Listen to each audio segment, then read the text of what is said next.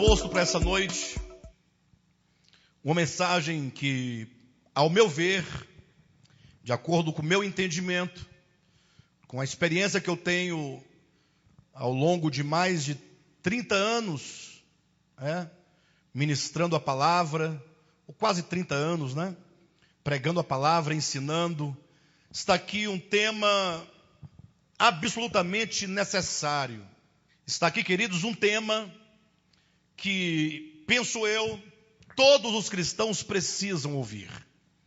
Por isso eu pedi para vocês que vocês possam divulgar o máximo de pessoas neste momento, para que participe conosco aí pelo YouTube. Mas um tema extremamente necessário: Cristo e Anticristo, uma síntese da história. Esse é um tema, queridos, eu quero chamar a atenção de todos. Porque quando nós colocamos Cristo e Anticristo enquanto uma síntese da história, com isso nós queremos dizer que o resumo de todas as coisas, ou seja, de toda a história humana, toda a história passa ou pelo Espírito do Cristo de Deus, ou pelo Espírito do Anticristo. Não há outro meio. Todos os homens, todos os corações, todas as pessoas que atingiram a compreensão da sua existência, estarão ou de um lado ou de outro, sendo trabalhados ou por um espírito ou por outro, de modo então que esse entendimento se torna fundamental para então nós decidirmos o nosso caminho, nós decidirmos o nosso viver, nós decidirmos pela nossa fé. Amém, queridos? Quero, com os irmãos neste momento, pedir que os irmãos abram a sua Bíblia em dois textos bíblicos. O primeiro é em 1 Timóteo capítulo 3, versículo 16, e então um segundo texto, que é 2 Tessalonicenses capítulo 2, versículos 3 a 8.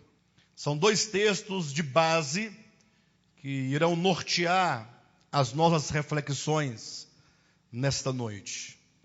Antes de nós lermos, e enquanto os irmãos procuram aí nas suas casas esses dois textos, eu quero repetir 1 Timóteo 3,16 e 2 Tessalonicenses capítulo 2, versículos 3 a 8. Eu quero situar essa ministração, eu quero situar a mensagem dessa noite dentro de dois grandes problemas que comumente nós temos sido questionados, Tem nos perguntado. Talvez sejam duas grandes dúvidas da maioria dos cristãos, e é baseado nesses dois problemas que eu vou apresentar agora, antes da leitura dos textos, que essa mensagem se situa. O primeiro problema é o problema que nós vamos chamar de salvação versus perdição. Ou seja, o que é ser salvo? O que fazer para ser salvo? Ou quem são os perdidos? Ou o que leva alguém a, por fim, sofrer a penalidade eterna da segunda morte, que é a morte eterna.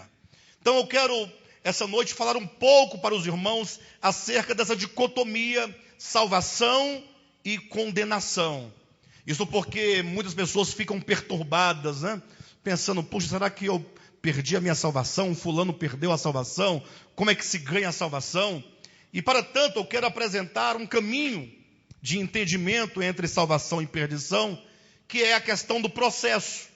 Começo afirmando que ser salvo, preste atenção, ou ser perdido, se perder ou se salvar, não é uma questão de um momento, instante da sua experiência.